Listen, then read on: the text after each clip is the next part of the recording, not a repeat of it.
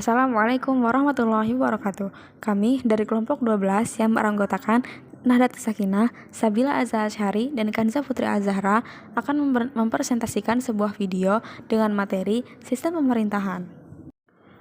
Submateri yang akan kita bahas di presentasi kali ini ada 4 nih teman-teman. Pertama, pengertian sistem pemerintahan. Yang kedua, macam-macam sistem pemerintahan. Yang ketiga, sistem pemerintahan yang pernah dianut di Indonesia. Yang keempat, sistem pemerintahan di Indonesia sekarang. Apa itu sistem pemerintahan? Jadi di sini kami akan menjelaskan tentang apa itu arti sistem dan apa itu arti pemerintahan. Sistem adalah suatu kumpulan atau himpunan dari suatu unsur, komponen, atau variabel yang terorganisasi, saling berinteraksi, saling tergantung satu sama lain dan terpadu. Sedangkan pemerintahan adalah segala urusan yang dilakukan oleh negara. Urusan tersebut dilakukan untuk menyelenggarakan kesejahteraan rakyat sekaligus menjadi kepentingan negara. Nah, jadi sistem pemerintahan adalah sistem yang dimiliki suatu negara dalam mengatur pemerintahannya. Submateri selanjutnya yaitu macam-macam sistem pemerintahan. Sistem pemerintahan dibagi menjadi 5. Yang pertama, presidensial, yaitu sistem pemerintahan yang dipimpin oleh presiden. Karakteristik presidensial diantaranya 1. Presiden dipilih rakyat melalui pemilu. 2. Masa jabatan presiden dengan jangka waktu tertentu. 3. Presiden menjabat sebagai kepala negara sekaligus kepala pemerintahan. 4. Presiden memiliki kewenangan legislatif oleh Undang-Undang Dasar. Dan yang terakhir, Presiden memiliki hak berpendapat, mencabut, dan memberlakukan peraturan. Selanjutnya, sistem pemerintahan parlementer, yaitu Presiden hanya menjadi simbol kepala negara dan yang menjalankan sistem pemerintahannya adalah anggota eksekutif pemerintahan. Di antara karakteristik parlementer yaitu 1. Parlemen menjadi pemegang kekuasaan. 2. Negara dipimpin oleh seorang Perdana Menteri sebagai kepala pemerintahan dan kepala negara dipegang oleh presiden atau raja. 3. Kekuasaan eksekutif presiden ditunjuk oleh legislatif, sedangkan raja diseleksi berdasarkan undang-undang. 4. Perdana Menteri memiliki hak istimewa. Dan yang terakhir, kekuasaan eksekutif bertanggung jawab pada kekuasaan legislatif. Selanjutnya, sistem semi-presidensial, yaitu sistem pemerintahan yang menggabungkan kedua sistem pemerintahan, yaitu sistem pemerintahan presidensial dan parlementer. Di antara karakteristik semi-presidensial adalah yang pertama, presiden memiliki hak istimewa dalam mengangkat atau memberhentikan menteri. Yang kedua, negara dipimpin oleh Perdana Menteri sebagai kepala pemerintahan dan presiden menjadi kepala negara. Yang ketiga, masa jabatan pemerintahan tidak ditentukan jangka waktu. Yang keempat, masa pemilu ditentukan jangka waktu, yaitu sekitar 4-6 tahun. Yang kelima, eksekutif bertanggung jawab kepada legislatif. Macam sistem pemerintahan yang keempat adalah komunis, yaitu sistem yang dikendalikan penuh oleh Partai Komunis.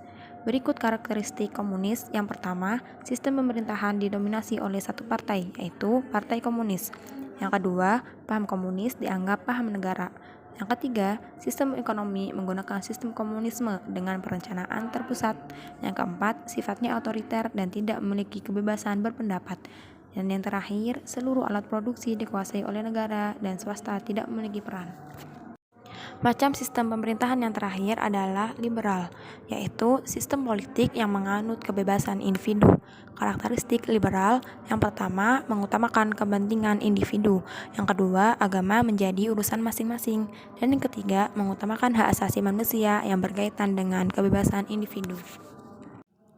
Submateri selanjutnya yaitu sistem pemerintahan Indonesia dari masa ke masa. Sebenarnya, perubahan sistem pemerintahan hanya terjadi 4 kali, tapi di sini kami menuliskan 6 perubahan karena kami juga menjelaskan konstitusinya yang berbeda-beda di setiap masanya. Langsung saja, periode yang pertama dari tahun 1945 sampai 1949. Lama periodenya 18 Agustus 1945 sampai 27 Desember 1949. Bentuk negaranya kesatuan, bentuk pemerintahannya republik, sistem pemerintahannya presidensial, dan konstitusinya Undang-Undang Dasar 1945. Yang kedua, Periode dari tahun 1949 sampai 1950. Lama periodenya dari 27 Desember 1949 sampai 15 Agustus 1950. Bentuk negaranya serikat atau biasa disebut federasi, bentuk pemerintahannya republik, sistem pemerintahannya parlementer, dan konstitusinya Konstitusi Republik Indonesia Serikat atau RIS. Periode yang ketiga, periode 1950 sampai 1959.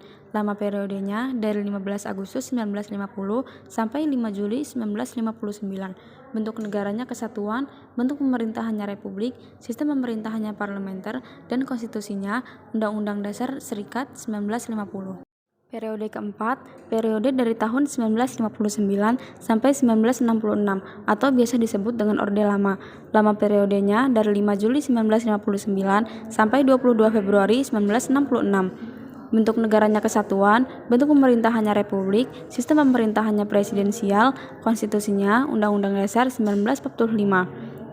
Periode yang kelima, periode dari tahun 1966 sampai 1998 atau biasa disebut dengan Orde Baru. Lama periodenya dari 22 Februari 1966 sampai 21 Mei 1998. Bentuk negaranya kesatuan, bentuk pemerintahannya republik, sistem pemerintahannya presidensial, konstitusinya Undang-Undang Dasar 1945. Yang terakhir, periode dari tahun 1998 sampai saat ini. Lama periodenya dari 21 Mei 1998 sampai sekarang. Bentuk negaranya kesatuan, bentuk pemerintahannya republik, sistem pemerintahannya presidensial. Yang terakhir, kesimpulan. Dari paparan di atas dapat disimpulkan bahwa sistem pemerintahan adalah sistem yang dimiliki suatu negara dalam mengatur pemerintahannya. Dan dapat disimpulkan pula bahwa negara Indonesia menganut sistem pemerintahan presidensial di mana kekuasaan dipegang oleh presiden. Sekian dari kami, kurang lebihnya mohon maaf. Assalamualaikum warahmatullahi wabarakatuh.